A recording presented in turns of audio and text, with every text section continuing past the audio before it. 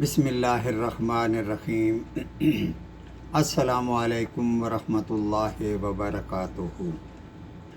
سورہ بقرہ آیت نمبر 216۔ تم پر جہاد یعنی کافروں کے ساتھ جنگ فرض کر دی گئی ہے اور یہ فرضیت تم پر گراں گزر رہی ہے۔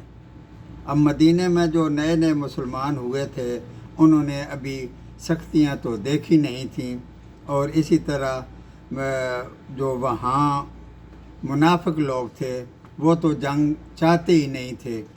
تو وہ تو چاہتے تھے کہ بھئی جنگ اچھی چیز نہیں ہے، ڈائلاگ سے جو معاملات حل ہو سکتے ہیں تو وہ ذریعہ اپنانا چاہیے، جنگ سے گریز کرنی چاہیے۔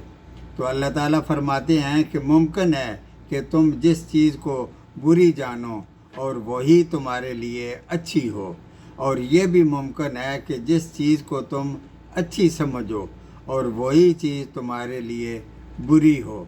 اچھی اور بری چیز کا حقیقی علم تو اللہ ہی کے پاس ہے، تم تو اس سے بے خبر ہو۔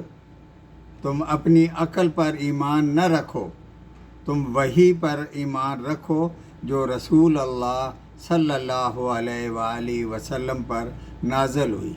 صدق اللہ العظیم۔